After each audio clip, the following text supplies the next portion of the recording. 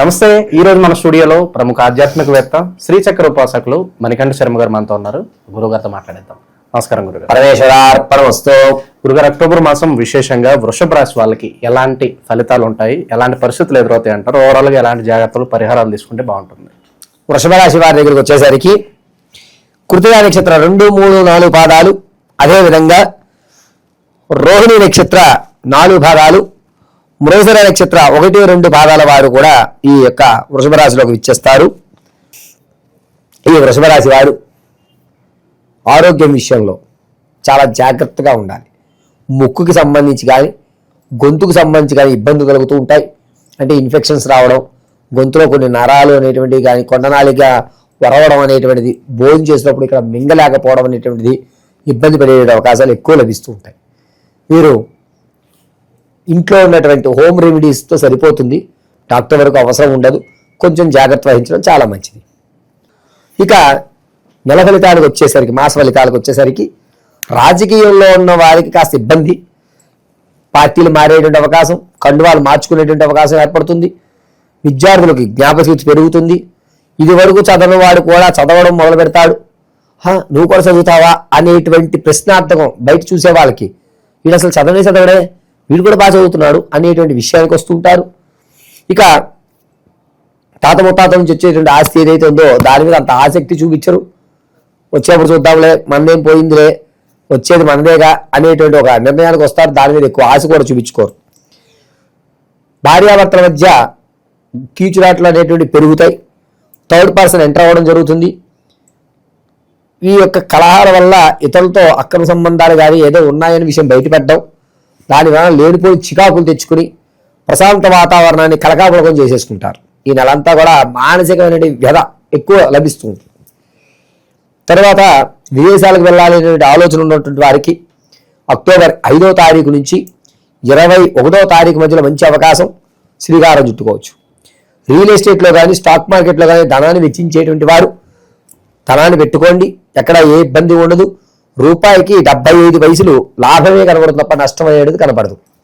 వ్యాపారం ప్రారంభం చేద్దాం అనుకున్న వారు ప్రత్యక్షంగా చేసేసే వ్యాపారాలు ఇబ్బంది లేదు. పూలకు సంబంధించి కానీ, వస్త్రానికి సంబంధించి కానీ, కాస్మెటిక్స్కి సంబంధించి కానీ, లేదా శీతల పానీయానికి సంబంధించి కానీ, ఈ 4 బిజినెస్లు కూడా అద్భుతంగా పెరిగి పనిచేస్తూ ఉంటాయి. ఇక వృషభ రాశి వారికి విలువైన వస్తువులు పోగొట్టేసుకోవడం, ఇంకోటి కొనుక్కుంటానులే ఏమైంది అనేటువంటి ఒక యారగెంట్ చూపించడం అనేది జరుగుతుంటుంది. అంటే చూపించాలని కాదు, కానీ ఆ సమయానికి వాళ్ళు కోపానికి వెళ్ళి తన యొక్క పౌరుషాన్ని చూపిస్తూ ఉంటారు. దీనివల్ల వారే నష్టపడతారు. తన కోపమే తన శత్రువు అన్నటువంటి విధానాన్ని వీళ్ళకి తెలిసి వస్తుంది. ఆడవారి విషయానికి వస్తే కనుక సంతానం కలగాలనేటువంటి కోరికతో ఎవరైతే ఉన్నారో వాళ్ళకి అంత ఆశాజనకంగా లేదు, కాస్త ఇబ్బంది. ఈ నెల కూడా వదిలేసుకోవడం మంచిది. సంతానానికి అంటే ప్రసవానికి ఎవరైతే ఉన్నారో వారు పుత్రికా సంతానం ఎక్కువ కలుగుతుంది. పైగా జనించేటువంటి శిశువు కాస్త ఇబ్బందిదాయకంగానే పుడుతుంది. ఒక వారం 10-15 రోజులు హాస్పిటల్లో వైద్యానికి ఎక్కువ ఈ శిశు జననంలో వాళ్ళు ఎక్కువ చేస్తుంటారు. ఇక ఎవరైతే వివాహం కొరకు చూస్తున్నారో వాళ్ళకి అంత ఆశాజనకంగా కనిపించట్లేదు. వివాహాన్ని కూడా వాయిదా వేసుకోవడం మంచిది. విలువైన వస్తువులు ఏవైతే ఉన్నాయో, ఎవరినైతే మీరు అతిగా ఇష్టపడుతున్నారో వాళ్ళు దూరం అవడం, మధ్యలో కొత్త పరిచయాలు ఏర్పడడం, మిమ్మల్ని పూర్తిగా దూరం పెట్టేయడం అనేది జరుగుతూ ఉంటాయి. ఆస్తి విషయాలు కానీ ధనం విషయాల్లో కానీ ఎక్కువ ఇంట్రెస్ట్ చూపించరు.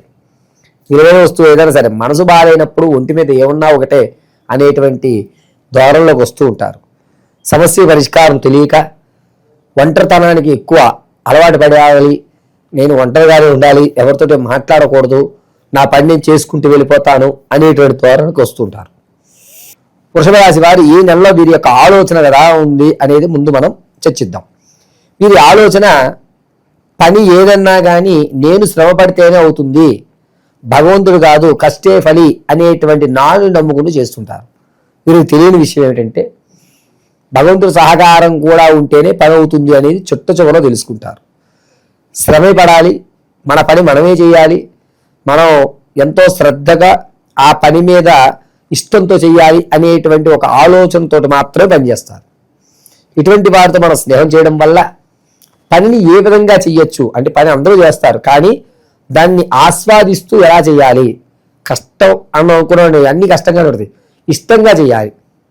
ఆ ఇష్టపడుతూ పనిని ఎలా చేయాలి అనే విషయం ఇటువంటి వారితో మనం స్నేహం చేయడం వల్ల ఈ నెలలో మనం తెలుసుకుంటాం. ఓకే, ఇక ఆల్రెడీ ఉద్యోగం చేస్తున్న వాళ్ళు మారాలా వద్దా, లేకపోతే స్థానచలనం కలిసి వస్తుందా లేదా అని ఆలోచనలో ఉంటారు, వాళ్ళకి వీరు ఎట్టి స్థానచలనం చేసిన పరిస్థితి అంతే. స్థానచలనం పనికిరాదు, నిరుద్యోగులు కూడా అంత ఆశాజనకంగా లేదు. వీరెవరూ కూడా ఈ నెల విడిచిపెట్టుకుని దైవ సంబంధితమైన కార్యక్రమాల్లో పాల్గొనడమే మంచి పరిష్కారం అని చెప్తాను. ఇక విశేషంగా మరి పరిస్థితులు ఎలా ఉన్నాయి కాబట్టి ఎలాంటి పరిహారాలు వీళ్ళు కాపాడుతాయి అంటారు? మనం ఇప్పటి వరకు చర్చించిందంతా కూడా గోచార రీత్యా చెప్పుకున్నామండి. విశేషంగా వీరి గురించి వ్యక్తిగతంగా తెలుసుకోవాలని కింద స్క్రోల్ అవుతున్న నెంబర్ని మీరు సంపాదిస్తే date of birth, time, place of birth ఆధారంగా మనం పూర్తిగా పరిష్కరించి చెప్పొచ్చు. అలా కాకుండా మీకు మీ డేట్ ఆఫ్ బర్త్ తెలియకపోతే కనుక ఫోటో పంపిస్తే మేము అడిగేటువంటి ప్రశ్నల ఆధారంగా మనం లెక్క కట్టి కూలంకషంగా వివరణ చేయడం జరుగుతుంది.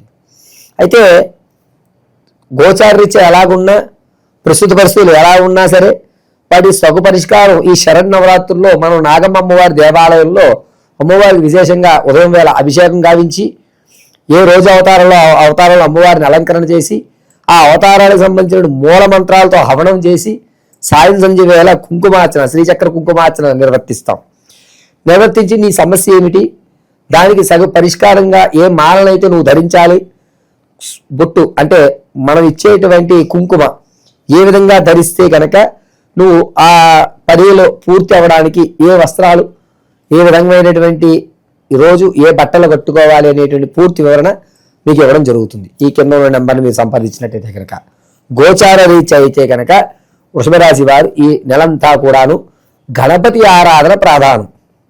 అందులోనూ కుడివైపు తొండం ఉన్నటువంటి శ్వేత గణపతి అంటే తెల్లటి గణపతిని ఆరాధన చేయడం చాలా మంచిది.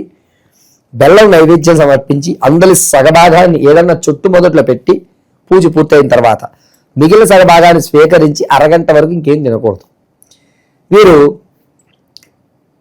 అర్చన చేయలేము గురువారు అంటే కనుక ప్రతిరోజు ఏదన్నా ఆవుకి ఎండుగడ్డి పెట్టండి. ఎండుగడ్డిని ఆవుకు సమర్పించడం వల్ల మీరు అనుకున్నటువంటి పరిస్థితులు, ఈ భార్యాభర్తల ఈ చికాకులు, ఇబ్బందులు లేకుండా కాపాడుతుంటారు. కుంకుమని వృత్తలాకారంగా ధరించడం చాలా మంచిది. ఓవరాల్ గా ఈ రాశి వాళ్ళందరికీ ఈ మాసం ఏ విధంగా ఉండబోతుంది, ఎలాంటి జాగ్రత్తలు తీసుకోవాలి, చాలా బాగా వివరించారు. ధన్యవాదాలు గురుగారు. పరమేశ్వర అర్పణమస్తు.